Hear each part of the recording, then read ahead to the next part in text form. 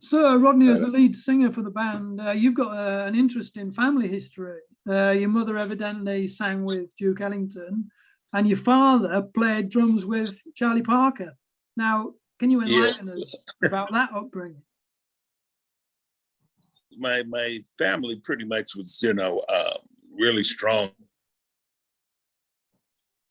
those days within nightclubs, and we owned Trotter's Turf and different things in Milwaukee, and then my father had the Walk.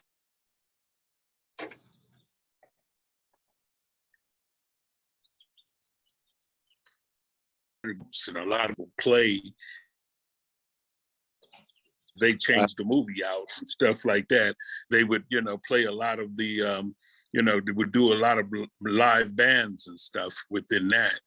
Yeah. And eventually my mom ended up, because she was a jazz singer, and she basically was on the road a lot, touring with the different bands that she was locking in. And just the various people, like, with the Duke Ellington band, Nat King Cole, all of these guys, everybody was on that circuit. And she was one of the main singers out there, along with, Lena and everybody else doing the big band stuff. And it was one of the things where, as we was growing up, and my brothers and sisters, because we're from a real huge family, we basically, traveled with her. She never wanted to leave us, there with her mom and them. She always wanted us with her. Right. So she basically, would take us out wherever she was posted up, and wherever she was playing, she would go there. Wow. And she ended up we ended up in Indianapolis, and she ended up playing for the Carousel Lounge down there with Count Fisher, which again ended up being my stepdad, based around his involvement with her at the club and things of that nature. Yeah. And they had artists, not just with Duke and everybody else. They had artists that used to come through there. Red Fox used to, be through there. Jimmy Smith, Jack McDuff. So you had the who's who that used to come to the Carousel Lounge and play, and she was right there in it. And they was very strong, where they ended up buying the Carousel Lounge and turning it, because they, at the time, it was owned by Jack Ruby. Yeah. And it was a thing where they ended up buying it and turning it into the Chateau des Count'in Eve. Right. And from there, it was, just continuous, from Iko, Nat King Cole used to come through there. And as we migrated to Michigan at the time from Indianapolis, it just carried on, because right.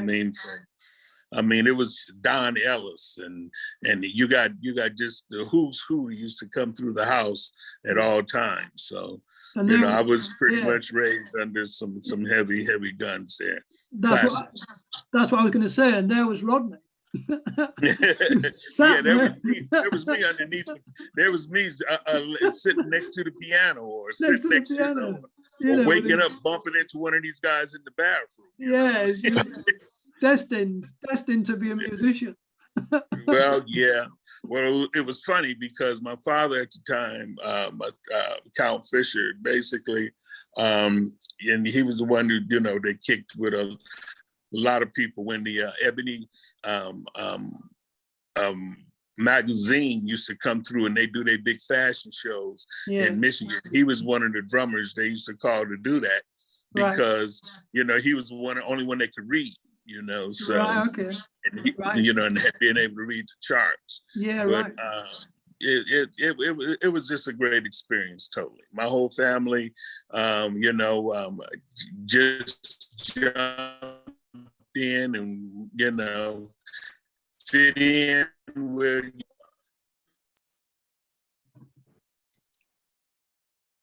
Can you hear me? Yeah, we just lost you there, but we got a lot. I mean, that was brilliant.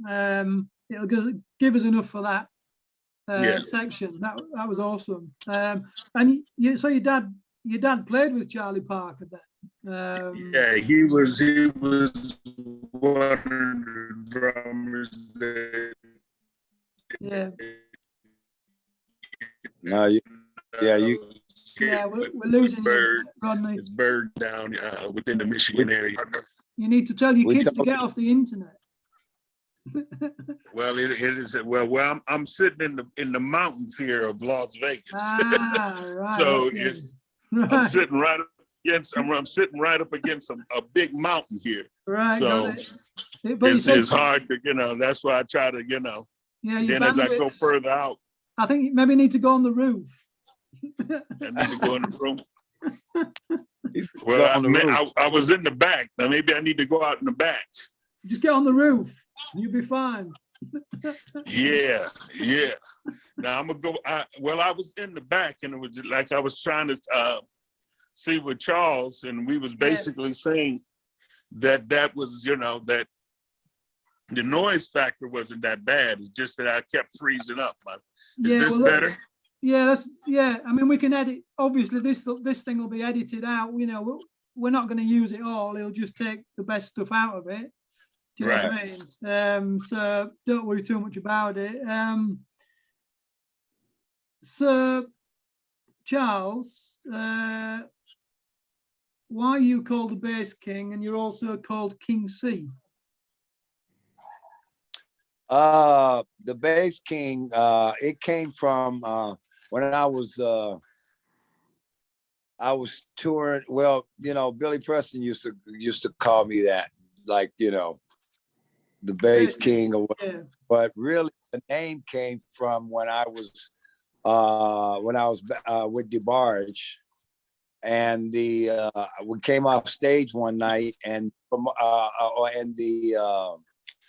the manager, the road manager, as soon as I was coming off stage, he walks up to me and he goes, "The King." Right. Yeah, he goes, "The King." Right. And I was like, hey, he crowned you. He crowned you the King. I mean, okay, well, I'll take my head. Yeah, I'll take that. Yeah.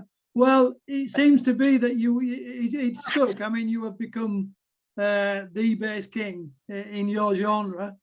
How's it feel? How's it feel? I mean, it's a long time. You've been working in this genre for a long time. I mean, you've got to be the king of what you do. I mean, no doubt about it. Something. I'm the king of something. Got to be king of something. You're the king of the bass. Yeah, and 12-year-old professional, I had to be something. Yeah. Well, you made it. You definitely made it. My sisters thought I was the king. Yeah.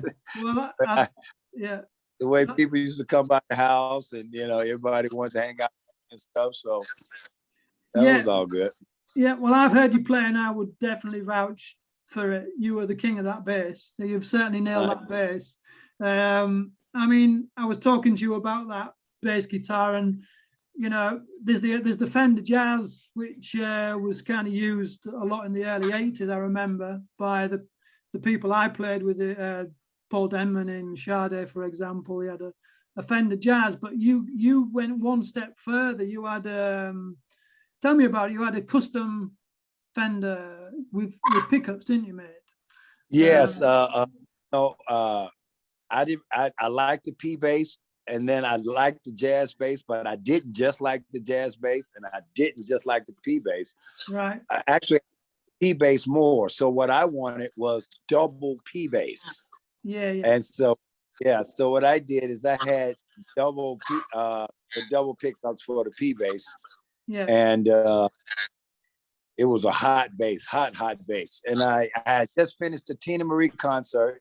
I went to stopped at a 7-Eleven. Yeah. And I ran in to grab something really fast. I left my car on. Okay. And when I came, a guy had jumped in my car and took off as I was hanging on the door. He slung me off into the driveway. Right. And that was it. He's gone. He took all my basses, all my gear, all my pedals. And your car. I had a pedal board that was like just amazing at that time, back days. That was one of my things, doing spin moves and hitting the pedal board and kicking it. And man, it was cool to watch, you know? Yeah. And well, you just never know. That could have gone to some kid who became something special. I sure hope so. Do you know what I mean? You maybe donated it to a worthy cause. Got that in, and I think he's talking about this bass. Yeah. So you just to get it right, you had two pickups. You had the precision pickups and you had the jazz bass pickups put into this. No, I didn't use the jazz. I used the precision pickups twice. So you know, the precision came with the two little small pickups. Right. Okay. Right. Well, what I did is I had 4 of those. Right. That was it. Yeah. Right. Wow. That was a big sound. And then added a preamp in and all this. It was really juiced up. That was a big sound. So that's how you got that big fat kind of sound. And we're all going, how's he doing that? We're trying to hit the thing harder, and you don't have to. You've got 4 pickups. Right. Now, unfortunately, you know, I switched over to Music Man, and I wasn't able to. Louis Johnson had a Music Man that Music Man had made especially for him. Yeah. And I met him one day, and he told me about this, and they had coiled his pickups so much that bass was so hot you didn't hardly have to touch it for it to just be the loudest. Yeah. So everybody wants to know why their Music Man doesn't sound like Louis Johnson's, because he had a special made one and nobody had it. And I think he even signed a deal where they would never make one for anyone else. Yeah, well, this is it.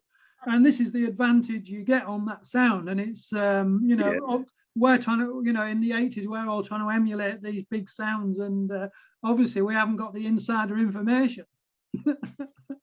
Right, exactly. That you guys had, but you was one step ahead, coming from 72. I heard something. And how you get that? Yeah, exactly. You know, we just thought that was your thumb. You had a big thumb. Yeah, well, I kind of do too. I do have that. So let's talk about Motown again, because I you know, Berry Gordy interests me a lot. He was an absolute genius, and I would say one of the most successful. I would say the most successful label owner of all time. You know, from you know from 60s, the early 60s. There, he made so many hits. He made so much money. Yeah. He was so successful. It was unbelievable. But you guys have a story about playing in his yard or something. How did you get to play in Berry Gordy's yard? My manager at the time was Skip Starkey, and he was really close friends with the Gordys. And Barry, I hate to call him Barry because I could never call him that anyway. I have to call him Mr. Gordy, so I might as well keep that up. Yeah. But Gordy was having a big party in his yard, right? And they needed, and we got the job. You got so the next thing you know, we're up in Bel Air. Yeah. One of the most amazing mansions you could ever want to be in, especially for some guys coming from Nashville, Tennessee at the time, Yeah. And doing a big show out in Berry Gordy's backyard, man. It's totally amazing. Amazing, yeah. I mean, what a party. People that was at this party. Yeah. I can't imagine. Ooh. I can't imagine the A-listers at that party. The A-list that was at amazing, yes. I mean, I think that period was a different world. I mean, you know, we have artists today that have done some good stuff, but I think that was such a magical time for music, and there was so many sort of A-list stars on Motown, and you know, you can imagine that scene. People getting together, and then there's you guys again. Ozone are back in the frame. Ozone are at the party and playing the gig. I mean, you can't get any better than that, can you? No. And you get free drinks. Free food. Yeah. Amazing. And Amazing times. they really knew how to throw a party.